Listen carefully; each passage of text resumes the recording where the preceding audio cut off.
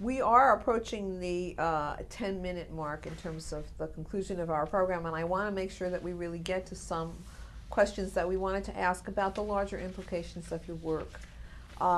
Before I had mentioned, you're talking about how this is a possibility for all these different religious belief systems to somehow come together, have a greater understanding.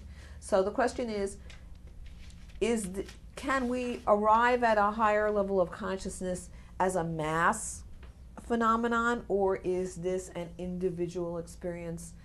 How do you see this, and how do you see your work playing into this? Okay. First of all, if Buddha was sitting over here, actually he is. Thank you. If Buddha was sitting here, if Jesus was sitting here, if Muhammad was sitting with us in the room, and maybe Krishna and a few others, Lao Tzu. We need a flute player.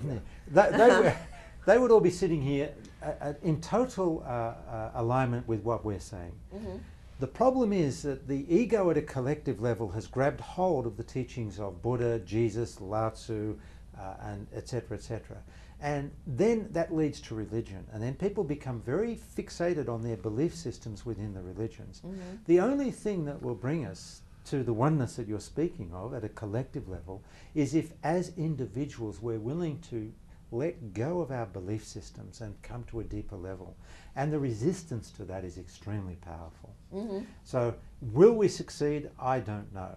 I'm not that optimistic, to be honest with you, but I'm doing everything I can, and I'm sure Sharon is. We're all doing what we can, you certainly are, to get through to that, get past that resistance. If enough of us awaken into the presence that I'm describing in the oneness, mm-hmm.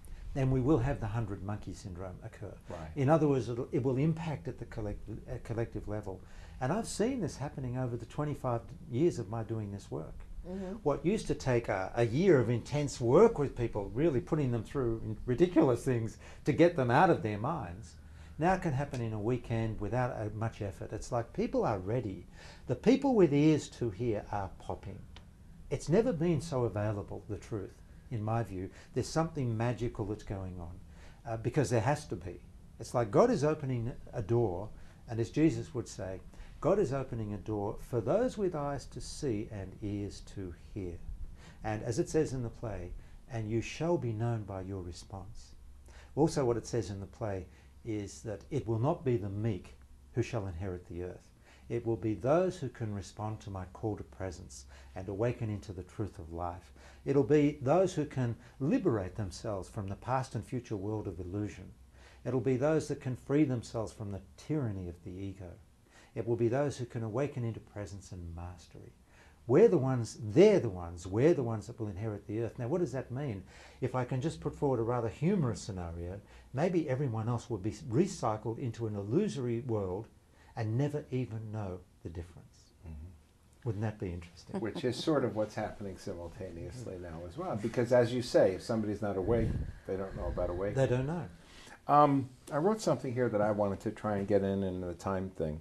So a lot of your, and this is written, a lot of your working is about undoing old religious concepts to achieve oneness and unity.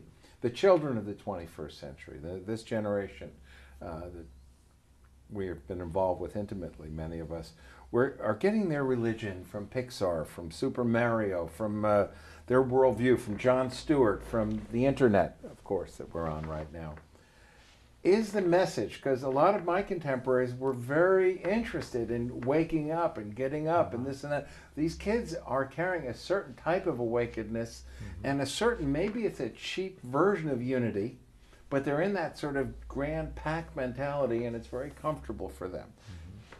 Does the message have to change? In other words, are messages like this irrelevant to them? Are they going to have to get it in a new form? I hope I've been able to express. Yeah. Okay. Mm-hmm. Well, my response to that is I don't really know, because I haven't worked with a lot of kids of that age. Every now and then someone comes along around that age group, but at the soul level they're so ready that they just get it really quickly. There's a number of young people who have come in as very awakened souls, and they're just ready to hear the truth. Now, it'll be interesting to see where that generation that you're describing, which path they head down. Now, how it's been for humanity so far is that, for the most part, we awaken. What motivates us to awaken is our suffering.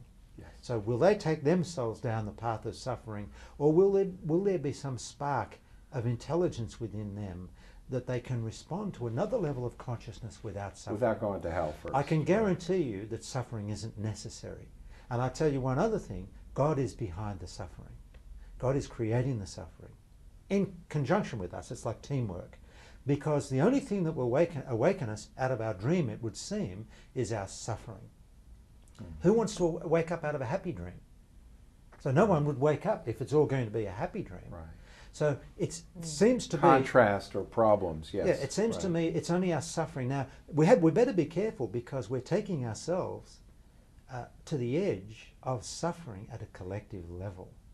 We better be careful where we're taking ourselves, because it's one thing that you might only choose to awaken and find another way, disengage from your belief systems if your personal suffering is great.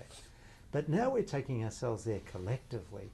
And how close do we need to take ourselves to the edge?